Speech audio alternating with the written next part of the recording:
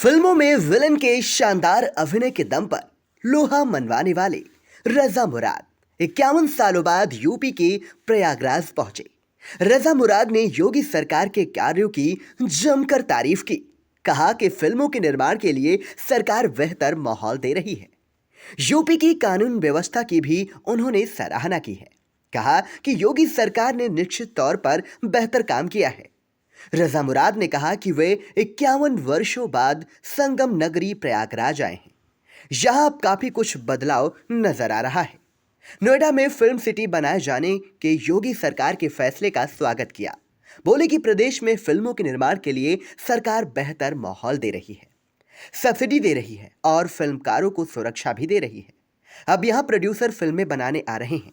UP में कई बेहतरीन लोकेशन हैं। रजा मुराद ने आगे कहा कि सरकार से मांग करता हूं कि यूपी में बनने वाली फिल्मों में 20% स्थानीय लोगों को भी काम मिले। यूपी के रामपुर जिले से ताल्लुक रखने वाले बॉलीवुड के विलेन रजा मुराद ने आजम खां पर भी बोले। कहा कि आजम खां के खिलाफ आपराधिक मामले चल रहे हैं, कोर्ट में ट्रायल चल रहा है।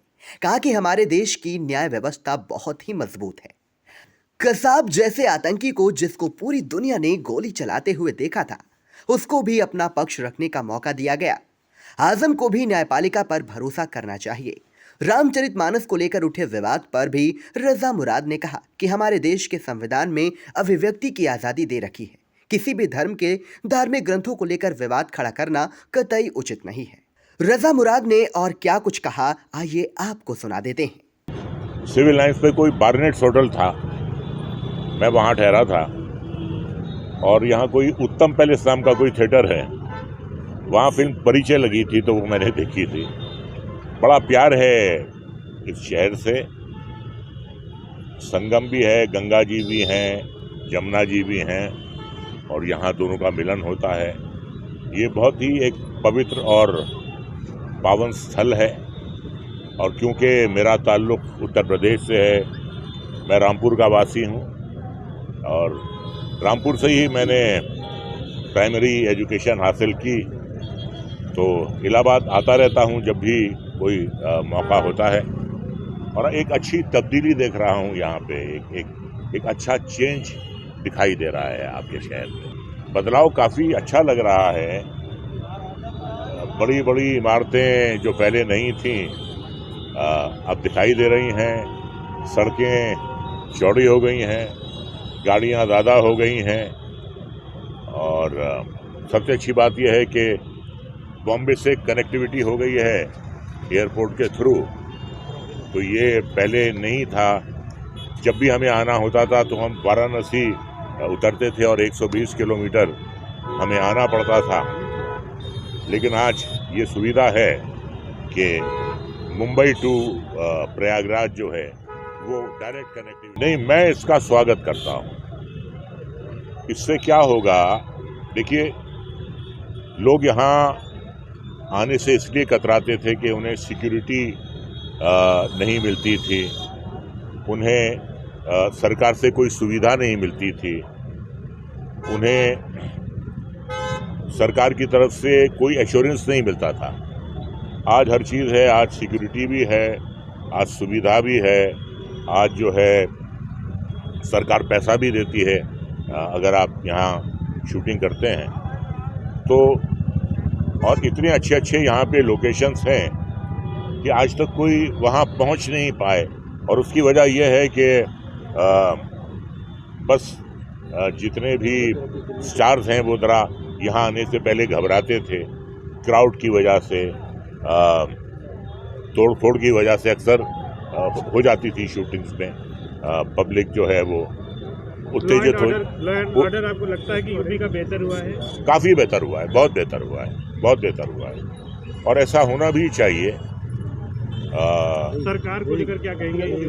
देखिए, ऐसा है, सरकार को लेकर मैं यही कहूँगा योगी जी कि ये सरकार जो है ये दूसरी बार चुनकर आई है। जनता जो है जनार्दन है। अगर जनता नाराज होती है तो सरकार फिर दूसरी बार नहीं आती है। यकीनन यूपी की जनता जो है इस सरकार से खुश है, मुख्यमंत्री जी से खुश है, इसलिए भारी मात्रा में दोबारा सरकार उनको लेकर आई है। तो सिर्फ डायलॉगबाजी से कुछ नहीं होता। डायलॉगबाजी फिल्मों में चलती है, यहाँ भी थोड़ी बहुत चलती है, लेकिन डायलॉगबाजी के साथ साथ काम भी करना होता है और काम हो रहा है।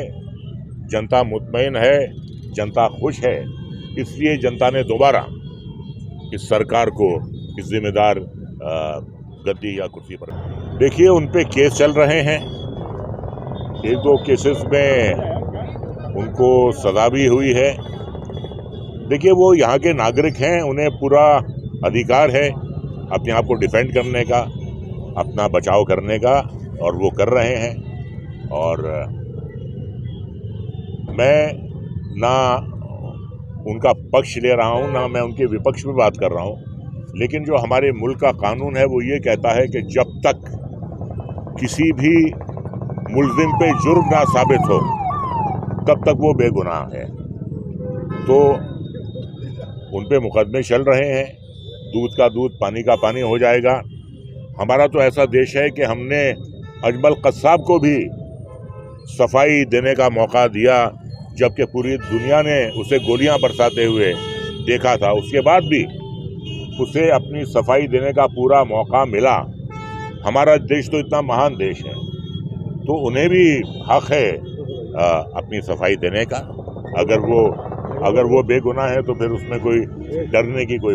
देखिए, मैं ये कहूँगा कि किसी को किसी की भी धार्मिक भावनाओं को ठेस पहुँचाने का हक नहीं है।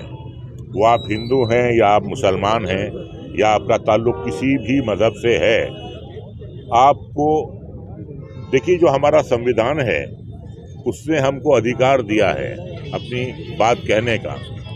फ्रीडम ऑफ एक्सप्रेशन का हमें इख्तियार है, लेकिन हमें यह हक नहीं है कि हम किसी की भी धार्मिक भावनाओं को ठेस पहुंचाएं। ये जो है ये एक जुर्म है, ये संविधान से गिर के बात है। तो जो भी करता है, जिसकी भी धार्मिक भावनाओं को ठेस पहुंचती है, तो आपको अपने मुंह से शब्द निकालने से पहले ये सोचना चाहिए। ये हम सब का मुल्क है, संविधान ने हम सबको बराबर का इख्तियार दिया है इसमें रहने का। तो किसी को किसी की भी धार्मिक भावनाओं को ठेस पहुंचाने का हक नहीं।